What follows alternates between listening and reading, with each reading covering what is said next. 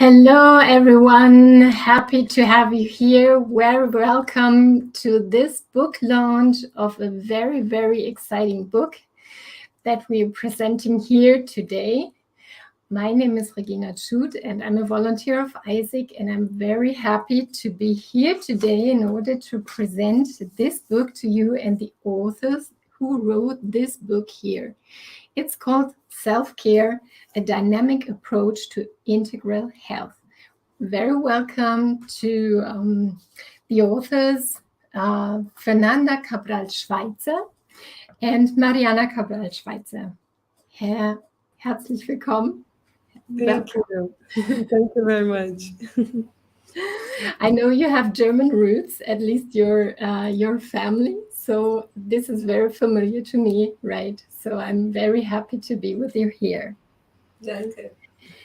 This book was published by Epigrafe, and it was done in a cooperation with ISIC. So we are very happy and thankful to the colleagues of Epigrafe so that we could work together in this really incredible journey, and that we have this book here available now on Amazon and other sources. We will put this later on, but in a minute, I will talk more about that. And of course, the authors will have the opportunity to tell all about their journey that they started, as I know, around about 6 years ago.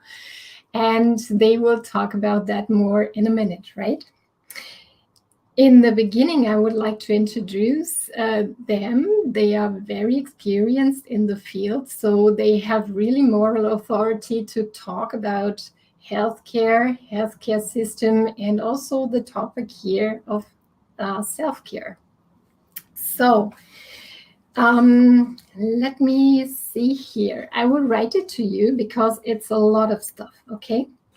Both they are sisters, as you can guess from their names, and both were born in Florianopolis in Santa Catarina in Brazil.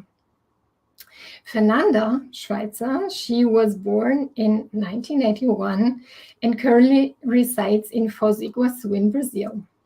She's a physician, a specialist in occupational medicine from the Brazilian Medical Association and National Association of Occupational Medicine, and a graduate in medicine from the Federal University of Santa Catarina. She has been a manager of the Occupational Medicine Division at Itaipu since 2009. Quite a long time, right?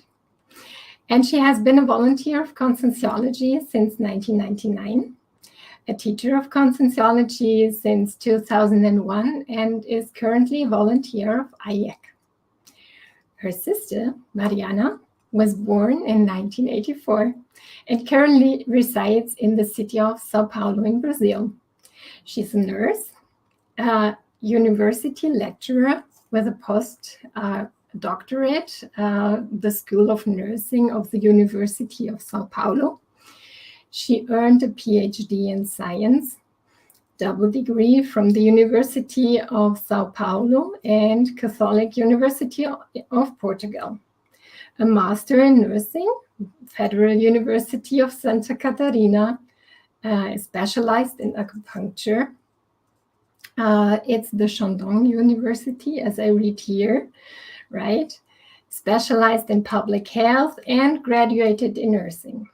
She is currently an assistant professor at the Department of Preventive Medicine at the Paulista Medical School at the Federal University of Sao Paulo.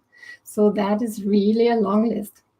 She has been a volunteer of Consensuology since 2013, a Penta practitioner since 2019, and is currently a volunteer of Unicene. Both wrote this book together, and it was really an interesting journey. They published the book in Portuguese in 2021, so last year, and only 1 year after that, in partnership with Epigrafe, it was happening that this is also translated and it's published in English now. So we're happy with this.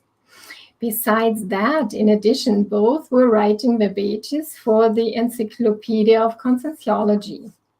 Fernanda is the author of the verbet Saúde Consciencial, which means consensual health.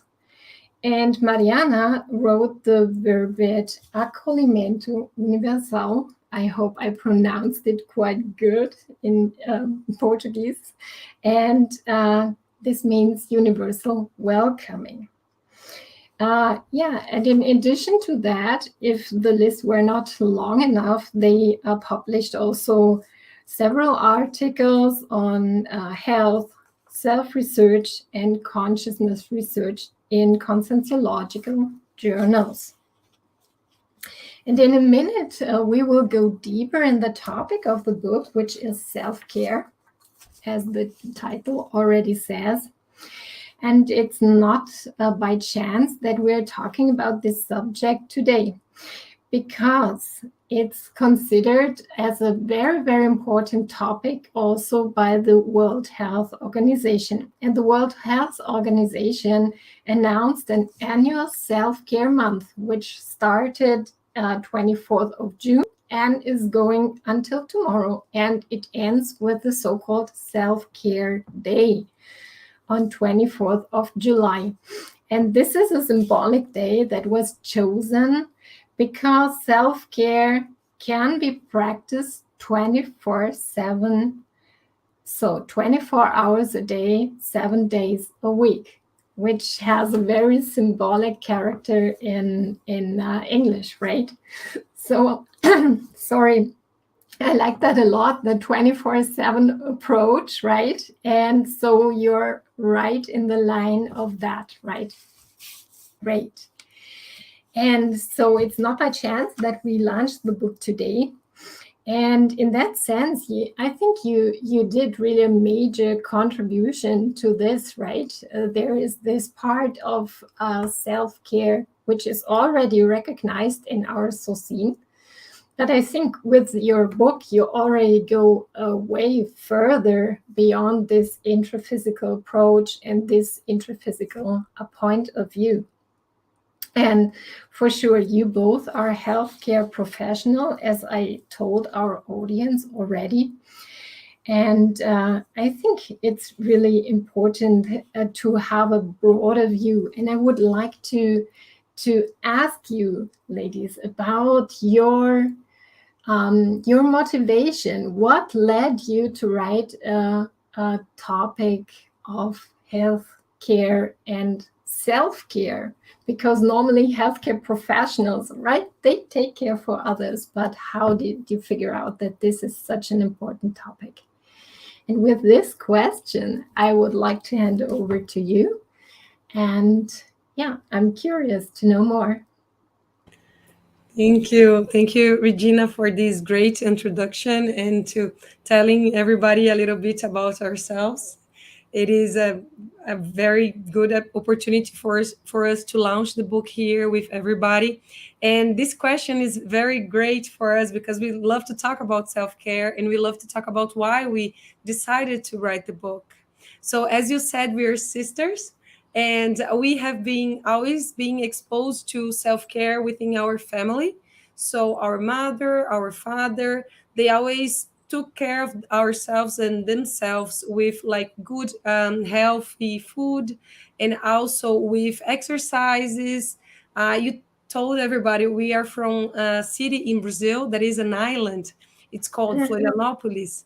And it is very common for families to wake up, go to the beach, walk a little bit, have a great lunch, like with fish sometimes. And then we had this growing up. We always thought that everybody would be taking care of themselves with good food and also with taking care of exercise. And we both went to the university at the same time, the Universidade of Santa Catarina, as you said.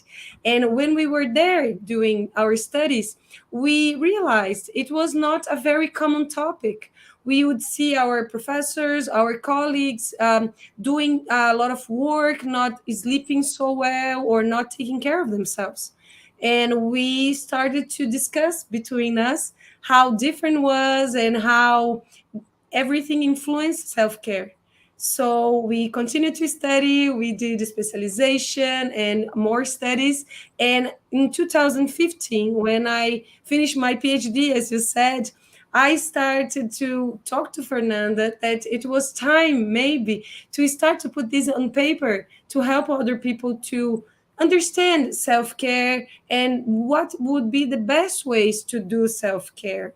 So maybe Fernanda also wants to talk a little bit about this experience. Yes, as Mariana said, we have been exposed to a lot of stimuli about health and taking care of yourself.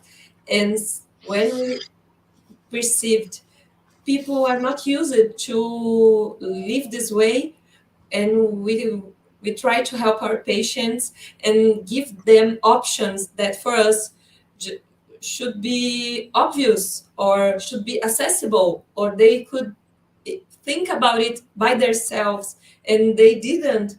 We decide to organize and to write about it, so more people could access it, because we are just two. We cannot have too much patience to help more.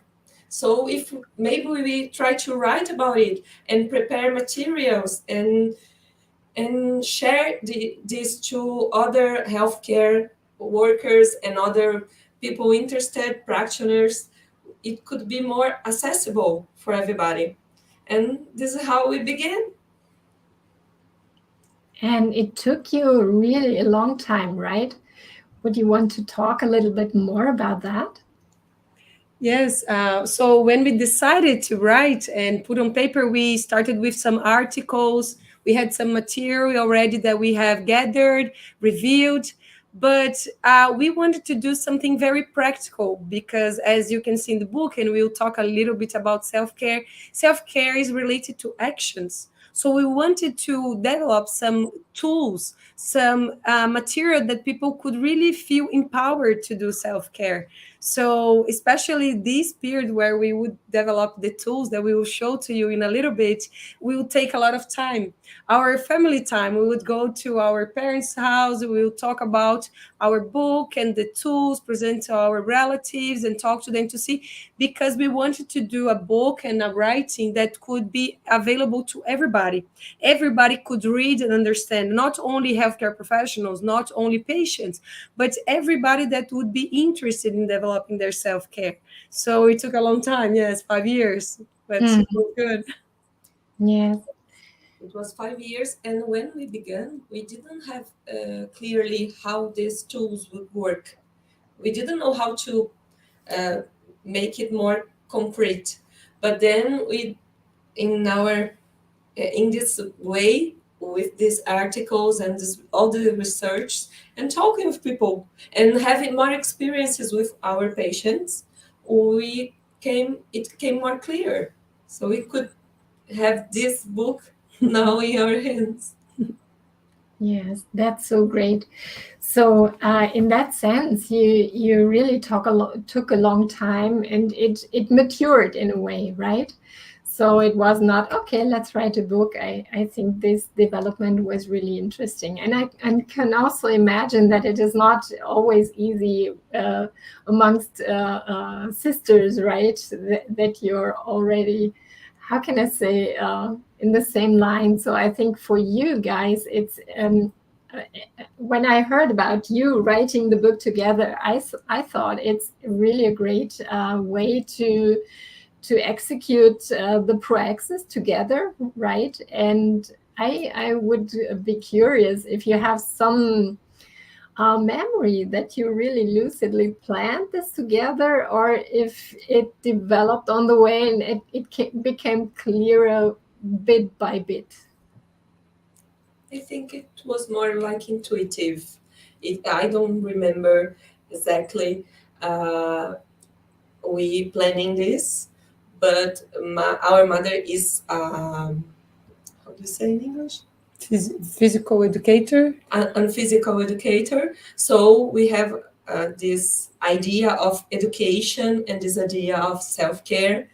And when we begin to talk about our patients and to share experiences, and it became more clear we could do something more together, and we have this affinity for this way of constructing ideas, and it just came. Yes. It wasn't exactly planned and very clear and concrete. Since we were at the university at the same time, I think we felt very comfortable to always talk about what we were studying and learning and being having experiences with our patients. So I think we did start because we were studying the same subject, and we just continue to do. And also our own experiences with self-care, how we did our self-care, what we would do to, take care of ourselves, and then we would share, and then maybe that grow up a lot. And in the writing process, maybe in the beginning it was very separated, when I wrote and then Fernanda wrote, and then we try to mix, and then our reviewers will be like, okay, this is one writing and then this is the other one. So we decided we wanted to be all the same all the time. So I would take vacations and go to her place, and then we'd be working on the text and trying to be in a very connected way. So people have always give this feedback for us. I don't know who wrote what, and we are like, we don't remember. We cannot say because everything is together in the book. Yeah, that's really great.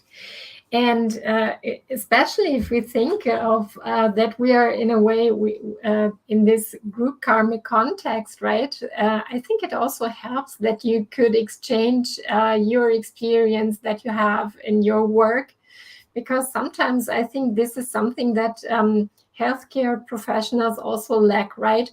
They have the idea, okay, I could not talk to anybody about it because they will not understand. They are not from the field. And so what they, okay, they will listen once, they will listen twice, but then it comes to a limit, right? So I think that's really great that you could talk to each other about the subject, and it resulted in that great book, right?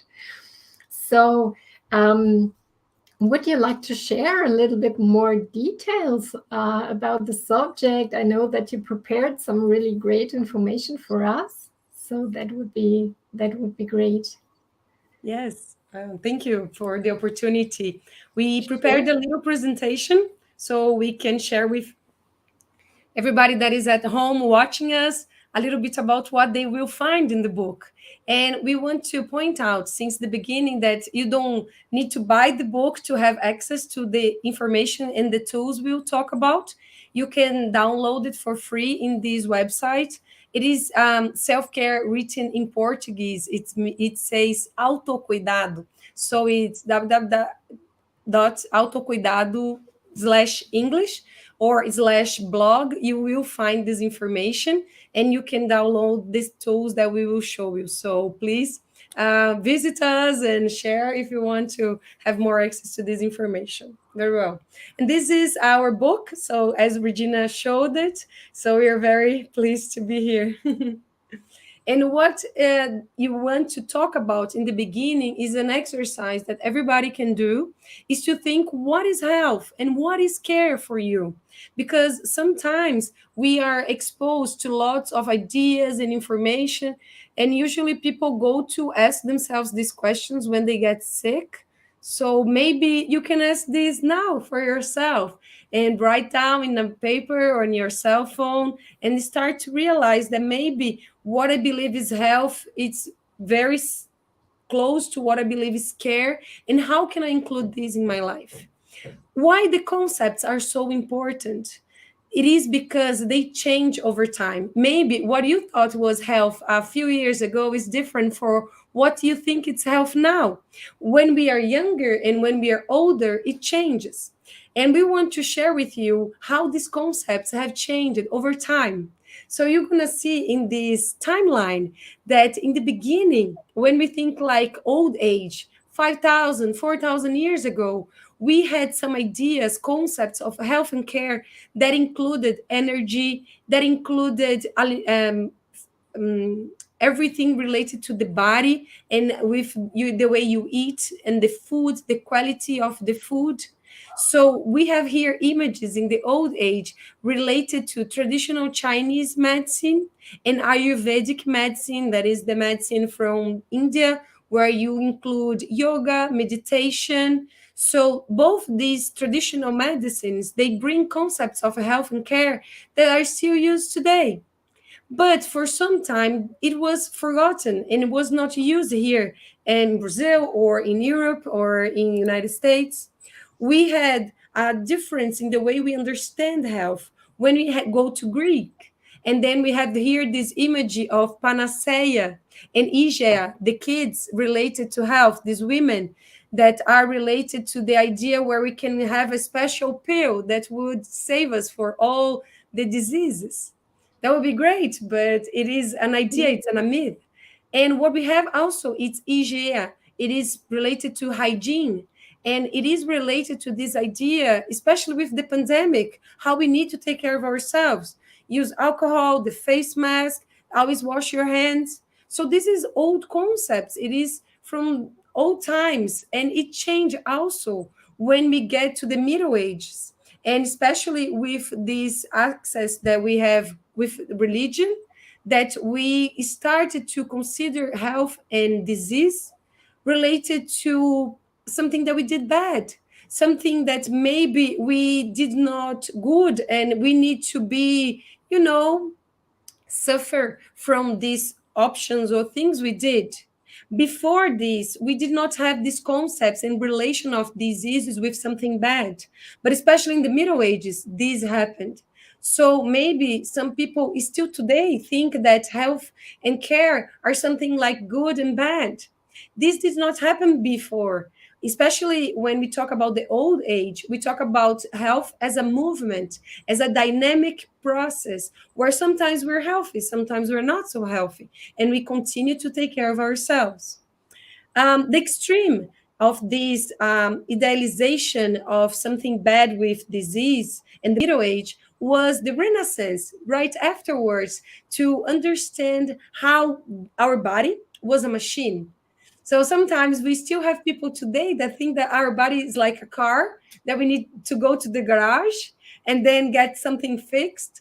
But this is very close to these ideas of the Renaissance, because we had to even cut the head off the people because we wanted to be very objective, very precise about what was wrong with our body and what we need to make it better. So for some time, these really happen. And especially when we start to understand the viruses and the bacteria and the medication that we can, control bacteria and virus, we understood disease as just one cause, just one thing that happened that can cause a disease. But with chronic diseases and with some other types of diseases that are not related to virus or bacteria, we do not understand completely yet. So when we understand the multiple causes, the multiple models of diseases, and of course, epidemiological transition, people are getting older, people are changing their food habits, and the chronic diseases, we need to open up our idea, our concepts of health and care.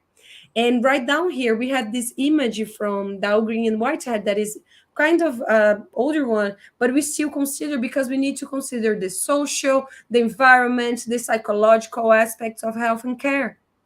And when we started to broaden these concepts, we start to go back in the timeline. So since 1970s, and especially in Brazil, since 2006, we started to include complementary therapies and traditional medicine back in the health care system, because we started to go back in the timeline and understand that health is related to many aspects, and we needed to take care of this.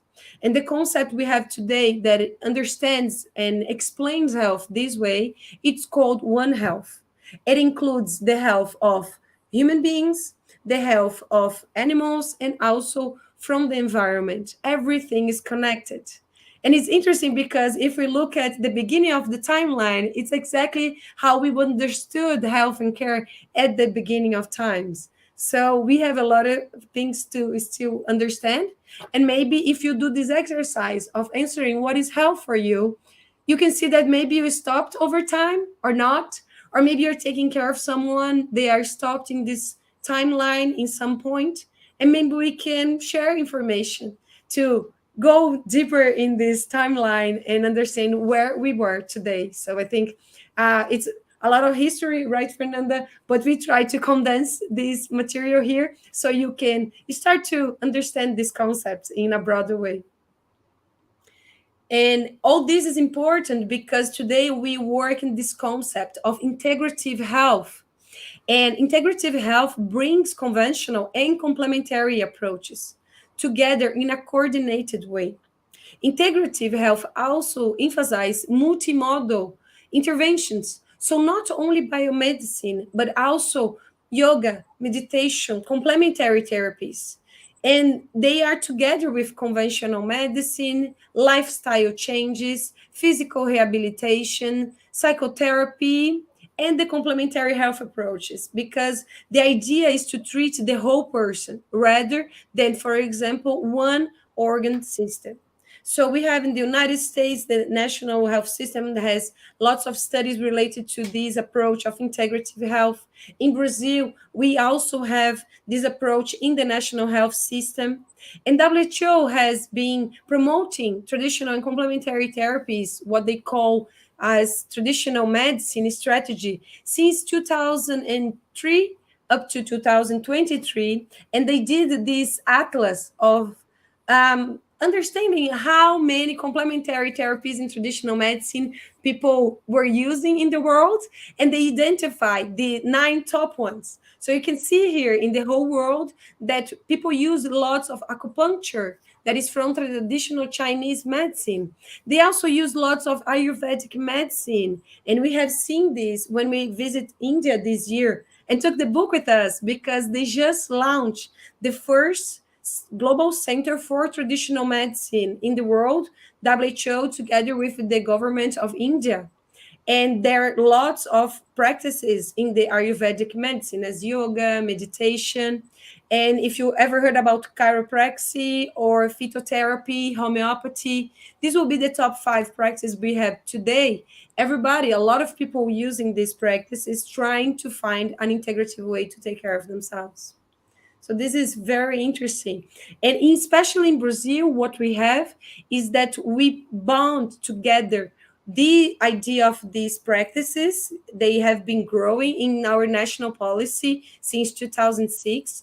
Today, have over 29 complementary therapies included for people to access for free in the national health system.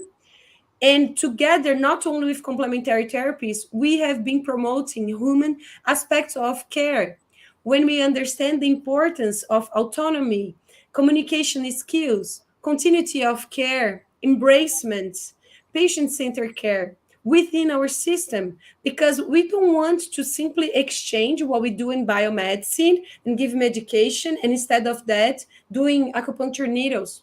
What we want to do is to bring together professionals and patients to work in the best way to take care of themselves.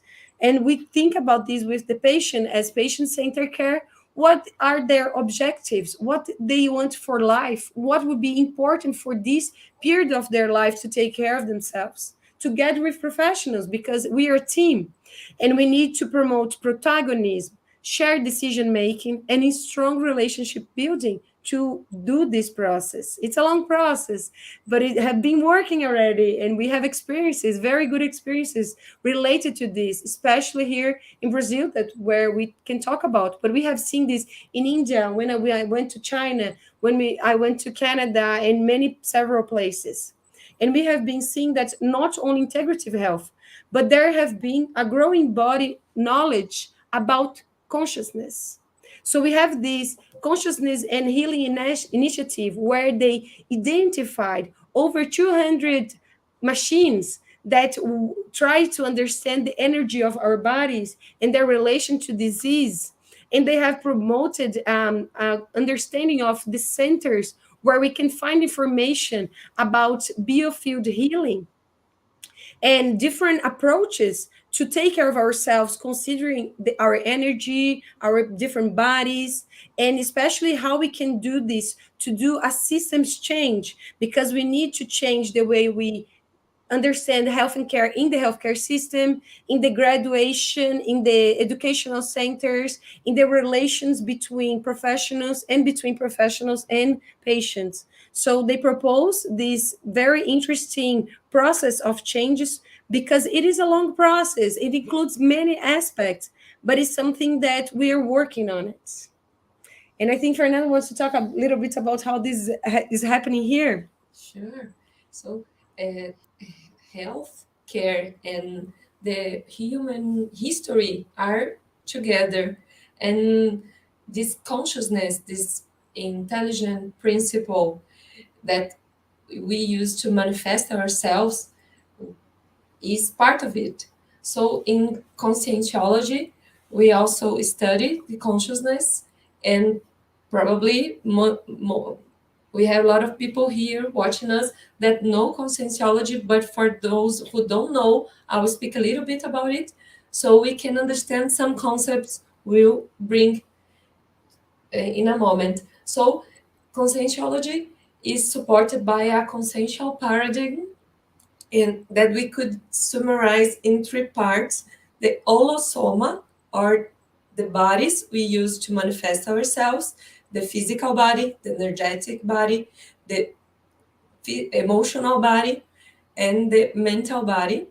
And these are really objective or concrete, real bodies we use. So with the emotional body or psychosoma, we can have the out-of-body experience, for example. With the energetic body, we can change energies and have some phenomena we study. And with the mental body, we can absorb, comprehend, and apply our lucidity. We also have the multidimensionality, or multiple dimensions we use to manifest ourselves. This dimension, this physical one, the energetic dimension, when I arrive in a place and I feel this place is not okay, I'm not feeling very good in here. Maybe the energetic dimension is not okay in that place, but it's everything so beautiful. How come I'm not feeling okay here? So sometimes this difference between the physical and energetic dimensions happens, and we feel it even though we don't know how to translate this in our perceptions. And we also have astrophysical dimensions, where we can go with our psychosoma or non-physical body and have out-of-body experiences and go to different places, spiritual places, for example. And the mental dimension, where we can also manifest ourselves in a very different way, but it's also a place we could absorb the cosmic reality. We have more cosmic consciousness and more comprehension of the world. And also another part, the third part, is the multiple lives. So we don't have just this life, we have multiple ones. So we are here now, and when we leave this body, we go back to the astrophysical dimension to have more experience, maybe to help people with another dimension, to interact with physical people here, and learn, study, prepare our next life, how Regina said, our proaxis or existential program. And this all together helps us to comprehend health in another way that we call consensual health. Consensual health is this natural condition, a state of the dynamic balance or the quality of the consciousness regarding personal well-being, holosomatic or the holo bodies, homeostasis, equilibrium, and the harmonious relationship with the holotosens or thoughts, sentiments, and energies, the the totality of these thoughts, sentiments, and energies, constituting a resource for self-evolution. So you use this as a tool also to achieve your purpose. If someone wants to know more, we have a very small book that is called Consensuology, a brief introduction to the science of Consensuology. You can find it in Amazon. And this quotation for consensual health is in the verbete in Portuguese. Sorry, we don't have still in English, but it's also in the book, in self-care book. Then, looking this, what is self-care? Mariana have already said self-care are the actions. What you do, how do you transform your reality? So self-care directions be developed by the person for the benefit of their life, health, and well-being, and that contribute to their development and aging. Aging is very important because we are changing every minute, every moment, every second. We are a different person now than we were when this presentation began. And this cumulative accumulates until we get, I hope we get all very old to live and see this. This self-care could be summarized in this self-care triad that have three parts. The first one is self-knowledge, understanding ourselves and the personal health of framework, what I do believe is health for me, which health do I want to have, in what do I have to change in this moment about myself. The second part is the resources or health resources I can apply to achieve these objectives. Techniques, tools, practice, professionals. How do I connect with all these options we have in Brazil, in US, in Europe, in Germany, wherever you are? We have a lot of options because care is so old, as Mariana showed us, that always have different perspectives you can connect and explore about yourself. Like a dictionary, like a new language you can learn to read your own history in another perspective. And the last one is cosmoanalysis, or a cosmo view, about a critical view about the knowledge and health technologies offered. What is health? Health is a product, a market, an objective. How all this connect with our society, our lifestyle. So have a critical view how it works. Help us. They are trying to sell me something. They are trying to convince me about something. What do I really think health is? We like to use the disbelief principle. I think we have it here as we can show. And this belief principle is about not believing in something. It's about experiencing, having your own perspective, applying this knowledge yourself. So if we apply, let's know some tools to apply. This is a timeline, a personal timeline about health and care. We organize this timeline to help everybody to connect with their own history. This is divided in childhood, adolescence, adulthood, third age from 60 to 80, and fourth age, more than 80 years old. And we have some questions here to help to practice this connection about our health conditions, illnesses, medical practice, memories, and how do I see myself in that stage. So if you want to begin, this is an option. It's a tool you can apply for yourself or somebody from your family, from your patients, you to comprehend more deeply what is going on and what's the history, the path you walked to stay here this moment. So it's for free in our blog or site in Autocuidado, and you can look for it. And when we connect to ourselves, then we need some tools to make changes, to transform, and to modify. And Femsa Method was a proposal from us to do this process. It's a method in 4 steps you can apply.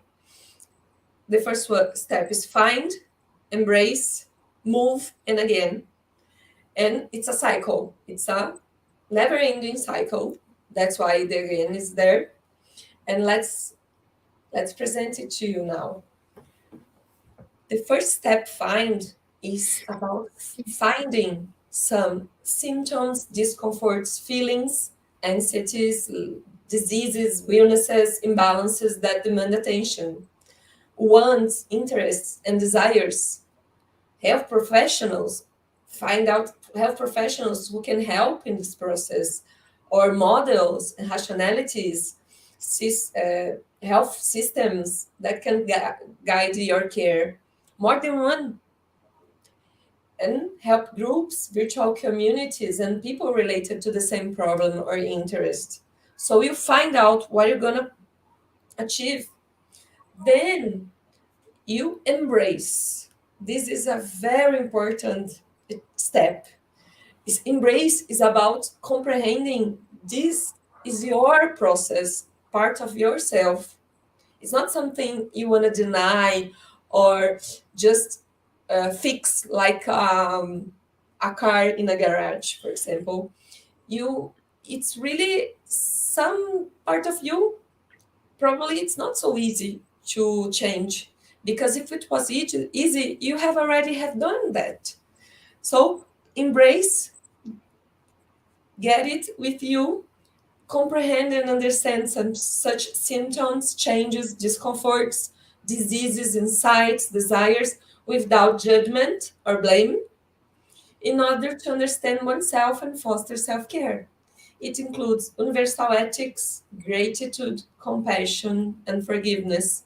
And this non-judgment, non-blame posture is very important, so you can see clearly what's going on without this bad feelings and this disconnection, because judgment and blame usually disconnect us from people, from ourselves, from our emotions. The third step is move. And we say move, we don't say cure, real. We say move because it's a movement. One step each day, about rearranging and recycling to produce the change of symptoms, difficulties, discomforts, illnesses, and achieving something you are looking for. Change starts by choosing new goals and targets in relation to the 5 health perspectives: the physical, the energetic, emotional, mental, and also the spiritual one. In the way you understand spirituality, it's up to you. And the last step is, again, it's about knowing if this is a cycle. Perhaps I'm going to to begin it. Sometimes we have to begin it later, in another moment, when I perceive I'm not okay again. So if you're not okay again, let's begin again. This method, we also prepare a tool called SelfCare Canvas, that is here in 4 steps: find, embrace, move, and again, and with some questions to help you to connect to these steps. So in the first step, you ask yourself about your feelings. What do you want to address? What therapies can help you? what process or strategies don't seem to work, you have tried. So don't try again. Try it something new. Embrace step is about the meaning. What this means? How do I feel about it? What the limitations it brings me, but also what the opportunities. Sometimes you don't think about the opportunities some diseases bring to our lives, about connection, about forgiveness, about slowing down our rhythm, for example. The move step brings the changes that can help me to find this goal. I could eat better, sleep better, talk more with my friends, rest, meditate, everything. Doesn't matter. You choose. It's up to you. The possible solutions and how do I measure if it's working? Oh, it's working because my headache is hurting less. It's working because I'm waking up more prepared for my day. So you can decide what makes sense to you. And again, is how do I measure I've reached my goal? So I'm good and can have a observation time about myself, and which signs show me I need to start a new cycle. So to help us to understand a little bit more about the self-care canvas, what's up? Oh, Yes. ah, No, we can try this, and you can find out this in our site too. So I know we talked a lot, and we want just to wrap up a little bit with the ideas because we still have some questions and someone that we want to introduce here. So our challenge that we want everybody here to be invited to is to develop self-consciousness about our body and emotions, our self-knowledge, and also broaden health and care concepts and try different evidence-based ways of caring because we just talked a lot about many of them. So you can look at the internet, look at the sites, look at in the book about these different therapies. And to do this, we develop self-research and develop self-care. So that's the invitation we want to do to everybody that is watching us. And we thank you, Regina, for giving us this time to explain a little bit about the concepts and the tools in the book. Thank you. Yes. Yes, it's very interesting for me, and I guess also for the audience. And what I like really most in this approach is that you really foster autonomy with that, and that you provide all these tools so that people can go their way in their pace and really see what they stand for, where they stand, right? And where's their position. Because I was wondering, in your day-to-day life, your experience, I could think that in a hospital, for example, it is difficult if people should have this and apply this autonomy in their point of view. So I think it's a kind of re-education really for ourselves so that we can see, okay, I need to think more about that, not just giving my body to the doctor and he will fix it, right? So that's really great that you have all these tools there so that we can re-educate ourselves, and really also the idea of this process and this cycle. And therefore I like this really a lot. And it really catched my eye, right? Yeah, but as you said, we also want to introduce another person, which is Jaclyn Cohen. And she's very, very involved in this process because she was one of the reviewers of the English translation. So we want to hear, of course, how was that process for you? And do you want to share some insights? And by the way, Jaclyn is also one of our co-coordinators in ISIC. So she has really a lot of books and translations in her hand, and also a lot of experience with this work. So I think it's really interesting to know more about that, Jaclyn. Thanks, Regina. And first of all, I'd like to say congratulations to you guys, Mariana and Fernanda, for launching this book in English. I think it's fantastic, that you guys are like so motivated to make this happen, and in a short period of time, right? And of course, yeah, we have those experiences, you know, in helping with that process. And it was very intense for that period of time, but, you know, very worthwhile. And it gave, you know, just to answer your question, Regina, it gave me an opportunity to really engage and immerse in this Holocaust of self-care.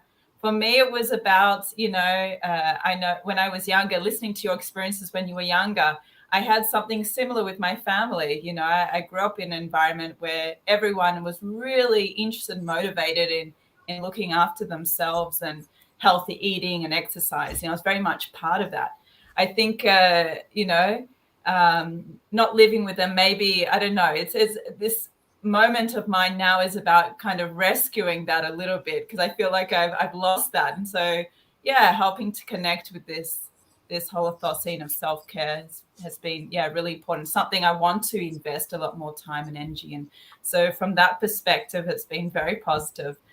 And I guess, yeah, just my experiences as a reviewer was very interesting in understanding and learning about this whole area of self-care, right?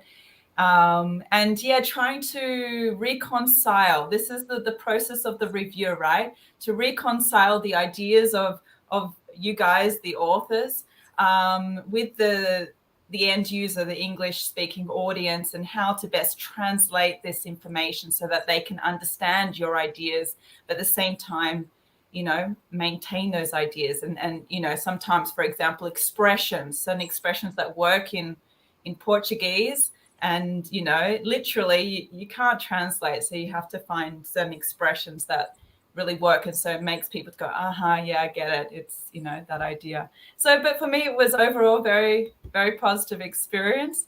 Intense, of course, because we did it in a short period of time, and went through the process of reviewing twice, because, yeah, and I can see that level of dedication you guys had to really make sure that the book was, you know, properly translated and revised, and attention to detail with the whole team, right, of translators and reviewers. And so it was great. So I guess Jaclyn is in the row for the next book you guys will write. Count on me. Yeah. Yeah. Also, Epigrafe, our publisher house, worked it with us, and it was, as Jaclyn said, very intense. We tried to do it in a really small time to prepare this to have this in Canada and then in India, because we had scheduled some travels. And now we have this material in an option of paperback and also an ebook option for those who prefer. So we feel it's a really good feeling to know people could achieve this in different ways and different places, and also in Brazil, in Portuguese. And we are very happy in this process. Yes. We had a great team with us. So we had the book house, and then we had our translators and our reviewers. So we had 2 translators. One is a nurse, the other one, Fernanda, and also the reviewers. So this team worked with us together and we also had the opportunity, since I was in Canada, to validate some of the terms that we wanted to use in the book to see if it makes sense in the English spoken population, because we did not have so much access to talk about the book in English. So when I was there, Fernanda would be on virtual meetings with our students, and we would discuss some of the terms to see if it makes sense. And this helped us very much to validate the terms we use in the book. So that was very helpful. Yes, it was very good. So thank you, everybody. Yeah, I think the culture is really important in that, right? When we were talking in order to prepare this book launch, I think we have this interesting issue of culture, and that people approach this this topic of self-care, and also what you were calling the embrace phase, so to speak, in a very different way, right? So depending on the culture they were brought up with, that could be an issue, right? So I think there's a lot of material for people to work on, and maybe to overcome that, and to rethink the way they think about health, and also that it is a movement. I like this approach a lot, that because normally we think, okay, we're ill or we are healthy, right? It's the one or the yes or no thing. And so in that sense, I think it's really good to think of it in a kind of process, and not this one or not. Yes, but I think there was a question in the comments, which also fits very well, right, to what you discussed already. Maybe you can elaborate a little bit more. So Cesar Cardioli, yeah, go ahead, please. Jaclyn. No, yes. I guess, just mention the question and then I can go. So what was the biggest challenge you faced while writing the book, and your next plans about it? So this is a question from Cesar Corgioli. For me, it was to be able to try to organize these ideas and try to make it in a way that people could connect. Because since I'm from the university and I most of the time write in a very academic way, it was a hard time for me to try to write in a way that people could connect, and not to be so theoretical or not so away from people's experiences. And in this way, Fernanda helped a lot, because she would come up with these ideas that, okay, this is boring. Please, let's write in a very, interesting way where people can really, connect with it. So I think this was a big challenge. And yes, of course, there were many others, especially when we want to be practical about the concepts and everything. What was for you? No, before I said, I would like to share sometimes when we are reviewing the materials and Mariana sent me something, I said, Mariana, it's not understandable. Please help me. What do you mean? If I don't, it's not very clear. So, and sometimes I also did that with the consensuological terms. Mariana said, no, this, we can explain this in a different way, so people could connect without having to understand all the concepts. Even though we have a chapter in the book dedicated to consensuology, to help people to understand the perspective of consensual health we're trying to practice, people could also apply the self-care in the book without these concepts of consensuology. This is one of our goals. So people asked us, one of our challenges were, so what is the public? It's healthcare workers, patients, consensuological team, and we say, we want to talk with people who have to take care of themselves. How do we do this? I don't know. I'm not sure if we can inspire in another book to do this this style of talking, but this one was a really big challenge for me too. How to achieve different people with the same material. Yes. And what we were trying to do now, as the question continues and as Karen explains about it, is we are trying to make it to connect to people in other ways. So we have the book, and since last year we are doing many workshops and presentations and courses, first with undergrad students and now with workers, healthcare professionals especially, to talk about self-care. So in a way that we want the book to continue to spread and people to understand the concepts and talk about self-care. So it is a way to do in the paper first, and now we want to be in a practical way. So this morning especially, we were with a group of healthcare professionals and people interested in the self-care, and we were doing the tools and giving a speech, and then showing them how they could use the tools, and they could ask questions, and then we could clarify some of the concepts. And we are having a very great experience doing this because we can see how people are using these materials. So maybe we will continue to do this. Yes, and other steps we want to translate the book to Spanish also. Mhm. And we want to have a place people could send their own canvas for others to consult and learn with others' experiences. So a place to connect and change experiences. And this is not an easy step, but we are Working confident on it. Yes, and we are we're working on on it. So with time, there will be a self-care community, right? With a broader approach, so to speak, right?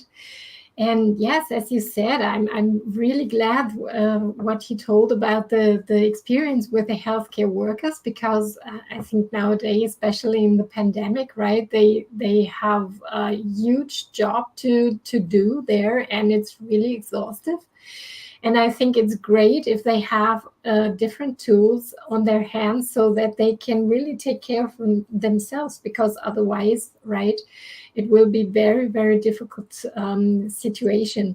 But as you said, I think it's also important for other people. So I think it's really a great thing that you approached different people. And I think you mastered the challenge from my point of view very well, you know. And for me, it was really interesting to read it. And so if we don't have any further question, I think, unfortunately, our time is up. And I would like to thank you so much for all the interesting stuff that you brought here. And for sure, I'm really glad that you published the book and that you did all this effort, because I think it's not really easy to do that if it's not your mother tongue, and that you're doing this extra effort in order to approach as many people as possible. And I think you did a great job with this English book, and I'm really curious to see this healthcare and this self-care community grow, right? And yeah, people, thank you so much. And I would like to mention in the end that for sure we will put all the information and the links that we were referring to in our recommendations under the video, right? And maybe you want to have some last words, guys. Oh yeah, I just want to thank Isaac and Epigraphy and our team of translators and reviewers for this collaboration, for achieving this together. And let's go to the next steps. Yes. And as Fernanda said, we also want to thank everybody that is interested in this aspect of self-care, and also people that comes to our workshops and to our courses, because we can continue to work and progress in these concepts and these tools. They will change over time. We don't know where they can get it, but we hope to continue to grow and develop self-care everywhere. And now in English, right? Yes, it's a continuous cycle. And if you are interested in this and wanna keep in touch, please go to our site. Yes. We have a lot of materials in Portuguese, some in English, and also in our Instagram. It's a place you can connect. So these are our book in Portuguese and in English, and we hope next time it will be here in Spanish too. Yes. Okay. So people enjoy the self-care day tomorrow, right? 24/7. Thank you so much for being here, joining us today. Thank Bye. you.